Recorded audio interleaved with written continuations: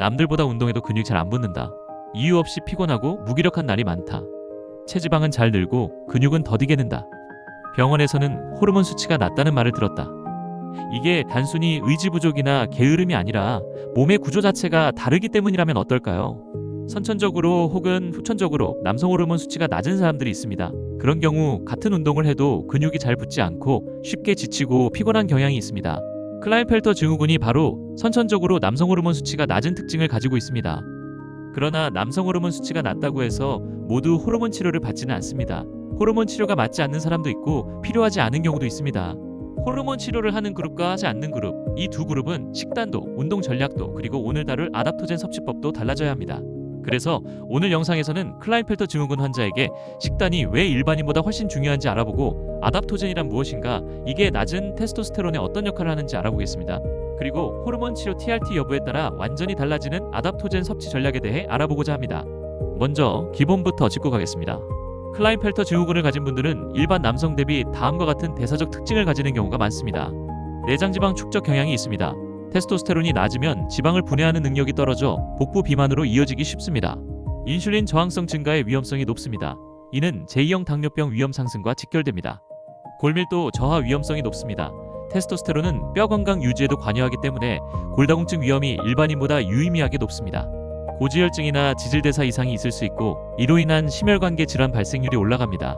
그래서 클라인펠터 증후군을 가진 분들의 식단은 단순히 살 빼는 식단이 아니라 대사질환을 예방하는 방어적 식단이 되어야 합니다. 매 식사 시 다음과 같은 기본을 꼭 지켜주세요. 1. 정제 탄수화물 설탕 최소화합니다. 2. 통곡물, 채소, 양질의 단백질 중심의 식사 구성이 필요합니다. 3. 칼슘, 비타민 D가 많은 음식을 항상 섭취하고 부족 시 보충제를 섭취합니다. 4. 오메가3 등 불포화 지방이 풍부한 지중해식 식단이 유리합니다. 자, 그렇다면 오늘의 메인 주제, 아답토젠이란 무엇일까요? 아답토젠은 몸이 스트레스에 적응하도록 돕는다고 알려진 천연물질, 주로 특정 허브나 뿌리 추출물을 말합니다. 대표적으로 아시와간다, 홍경천 로디올라, 인삼, 마카 같은 것들이 있습니다. 이게 왜 클라인펠터 증후군 환자들 사이에서 화제가 될까요? 일부 소규모 연구에서 이런 성분들이 스트레스 호르몬인 코르티솔 수치를 낮추고 간접적으로 테스토스테론 수치나 활력에 긍정적인 영향을 줄 수 있다는 결과가 나왔기 때문입니다. 하지만 여기서 냉정하게 짚어야 할 부분이 있습니다. 대부분의 연구는 일반 남성을 대상으로 했고 클라인펠터 증후군 환자를 대상으로 한 대규모 임상 연구는 없다는 것입니다. 아답토젠이 테스토스테론을 만들어내는 것은 아닙니다. 스트레스 반응과 컨디션을 개선해 간접적으로 도움을 줄 가능성이 있다는 정도입니다.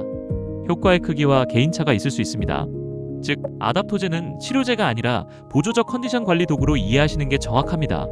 그렇다면 TRT 테스토스테론 대체요법을 받는지 여부에 따라 접근이 어떻게 달라지는지 알아보겠습니다. 호르몬 치료를 받지 않는 경우에는 아시와간다처럼 코르티솔을 낮추고 활력 개선에 도움이 될 수 있다고 보고된 아답토젠을 시도해 볼 수 있습니다. 그러나 자의로 고용량 섭취는 안 됩니다. 반드시 사용량을 지키시고 용량 증가는 담당 내분비내과 의사와 상의 후 시작해야 합니다. 섭취 시에는 정해진 권장량을 지키면서 최소 8에서 12주 단위로 컨디션 변화를 기록하며 점검하는 것이 중요합니다.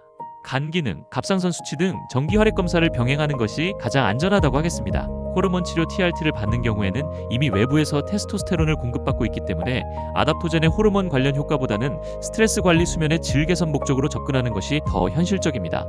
일부 아답토젠은 간 대사 효소에 영향을 줄 수 있어 TRT 약물과의 상호작용 가능성을 반드시 의사 약사와 확인하는 것이 좋습니다.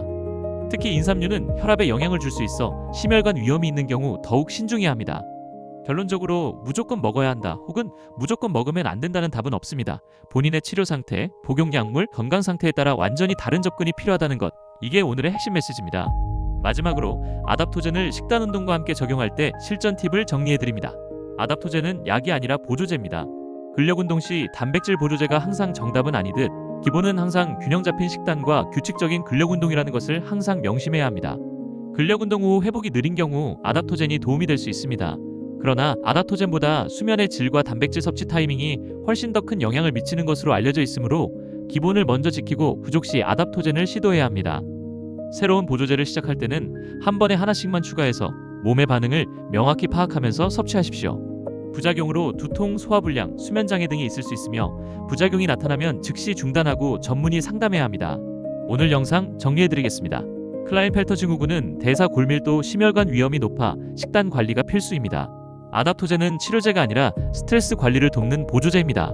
호르몬 치료 여부에 따라 아답토젠 섭취 전략이 달라져야 하며 반드시 의료진과 상의 후 진행하는 것을 권합니다. 이 영상이 도움이 되셨다면 구독과 좋아요 부탁드리고요. 클라인펠터 증후군과 관련해서 더 궁금한 주제가 있으시면 댓글로 남겨주세요. 다음 영상에서 더 자세히 다뤄보겠습니다. 감사합니다.